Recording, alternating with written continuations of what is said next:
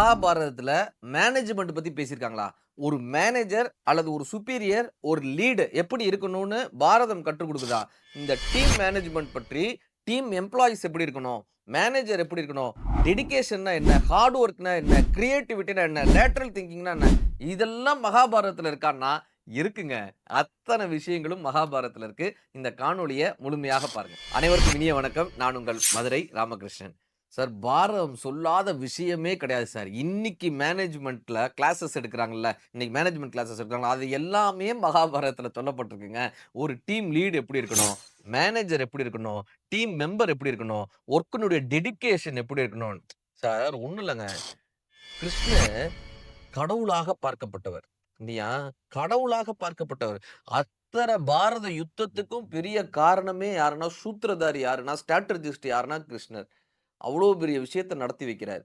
அவரு ஆயுதம் ஏந்துனாரா? அவர் இறங்கி சண்டை போட்டாரா? கிடையாது. தேரோட்டியாக இருந்தார். இந்த தேரோட்டியாக இருந்த கிருஷ்ணர் தான் ஒரு பெரிய சுப்பீரியர் பவர்ன்னு ஒரு நாள் கூட யோசிச்சது கிடையாது சார்.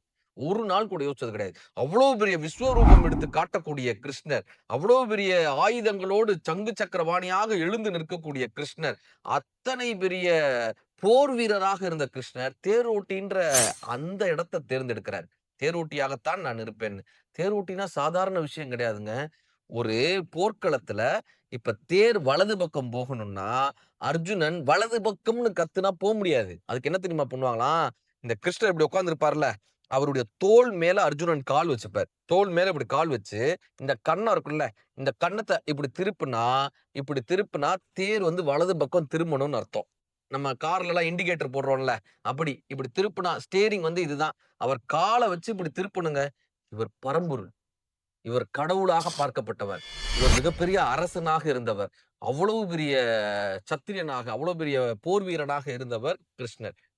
அந்த கிருஷ்ணர அர்ஜுனன் தோள் மீது கால் வைத்து, இந்த கன்னத்த அப்படி திருப்புவாரு. தேர் அப்படி திரும்பி போகும். என்ன தெரியுமா அர்த்தம்? கிருஷ்ணர் அதை சந்தோஷமாக செய்தார். தான் ஒரு மிகப்பெரிய கடவுளாக இருந்தாலும் கூட, அல்லது தான் ஒரு மிகப்பெரிய ஆளுமை மிக்க மனிதனாக இருந்தாலும் கூட, எடுத்த செயலில் முழுமையாக இருக்க வேண்டும் என்று காட்டியவர் கிருஷ்ணரா இருந்தாரு. இந்த இந்த கிருஷ்ணருடைய குதிரை மட்டும் பார்த்திருக்கீங்களா? மகாபாரத படத்துல 5, 6 குதிரைகள் இருக்கும். 5 குதிரைகளுக்கு மேல இருக்கும். இன்னும் சில படங்கள்ல 8 குதிரை போட்டிருப்பாங்க. 8 குதிரைகளை கிருஷ்ணர் இப்படி ஓட்டுற மாரி இருக்கும். அந்த தேர்ல 8 குதிரைகள ஓட்டுற மாரி இருக்கும். என்ன தெரியுமா அர்த்தம்? ஒரு மேனேஜ்மென்ட்ல ஒரு பாஸா இருக்கிறவருக்கு 8 திசைகளில் இருந்தும் 8 திசைகளில் இருந்தும் சவால்கள் வரும். 8 திசைகளில் இருந்தும் வாய்ப்புகள் வரும். 8 திசைகளில் இருந்தும் கேள்விகள் வரும். 8 திசைகளில் இருந்தும் பிரச்சனைகள் வரும்.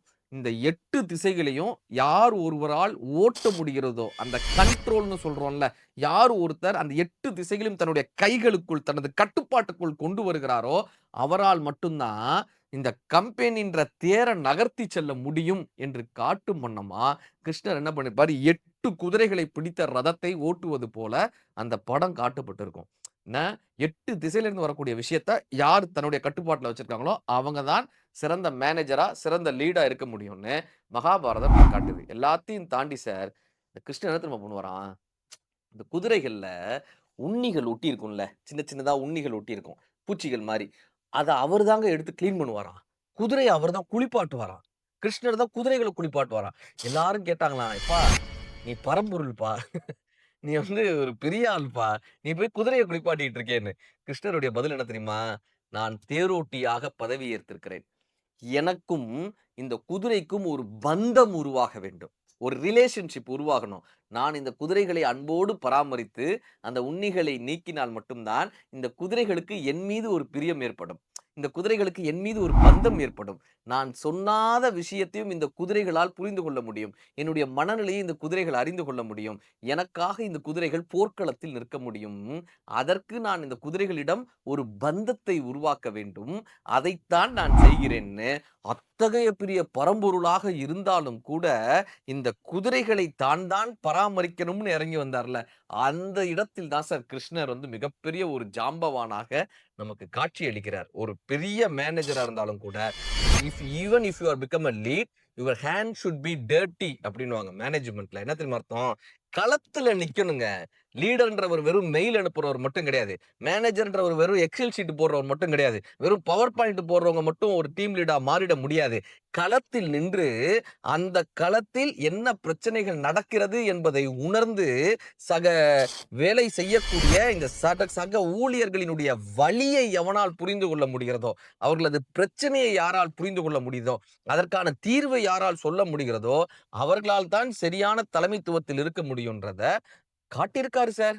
கிருஷ்ணர் இதுல காட்டியிருக்காரு சார். மகாபாரதத்துல காட்டியிருக்காரு சார். கடைசியில போர்லாம் முடிஞ்சிருச்சு. அஸ்தினாபுரத்தினுடைய ய அரசனாக தர்மர் பட்டாபிஷேகம் நடக்க போகுது. அந்த போர் முடிந்து அந்த தேர் வந்து நிக்குது சார். அர்ஜுனனுடைய தேர் வந்து நிக்குது. இந்த தேர் நின்னோனையும் அஸ் பெர் த புரோட்டோகால் என்ன தெரியுமா?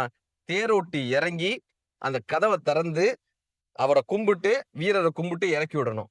இப்ப அர்ஜுனனுக்கு என்ன தெரியுமா சந்தோஷம்? அஸ்தினாபுரத்துல அத்தனை பேர் நிப்பாங்க. தன்னுடைய தாய் நிப்பாங்க. தன்னுடைய மனைவியான பாஞ்சாலி நிப்பாங்க. அப்படி எல்லாரும் சுபத்ராவிலிருந்து அத்தனை பேரும் நிப்பாங்க. அங்க அத்தனை பேரும் நிப்பாங்க. அத்தனை பேருக்கு மத்தியில் இந்த கிருஷ்ணர் இறங்கி வந்து தன்னுடைய கதவை திறந்து தன்னை வணங்கி இறக்கி விடுவார்னு ஒரு பெரிய ஆசை அர்ஜுனனுக்கு. ஆனா அது நடக்கல சார். அது நடக்கல சார். என்ன தெரியுமா ஆச்சு? தேர் போய் நின்றது. தேர் போய் நின்றது. எல்லாரும் நிக்கிறாங்க. அர்ஜுனனுக்கு வீர திலகம் எடுக்கிறதுக்காக எல்லாரும் நிக்கிறாங்க. இப்ப தேர் நின்ன உடனே கிருஷ்ணர் இறங்கவே இல்ல. கிருஷ்ணர் இறங்கலங்க. அப்படியே உட்கார்ந்திருந்தாரு. அர்ஜுனன் இப்படியே பார்த்தாரு. என்னங்க அது? கிருஷ்ணர் இறங்கல. புரோட்டோகால் பிரகாரம் கிருஷ்ணர் தானே இறங்கணும். தேரோட்டி தானே இறங்கணும்னு. அர்ஜுனன் அப்படியே பார்த்தாரு. கிருஷ்ணர் ஒரே சைகை தான் காமிச்சாரு. இறங்கு, இறங்கு. அர்ஜுனனுக்கு முகம் சுண்டி போயிடுச்சு. இருந்தாலும் பரவாயில்ல. இவ்வளவு நாள் நீ தேரோட்டியா இருந்த. இப்ப நீ வந்து உன் குணத்தை காமிச்சிட்ட பாத்தியா? அப்படின்னு அர்ஜுனனுக்கு ரொம்ப சோகம்.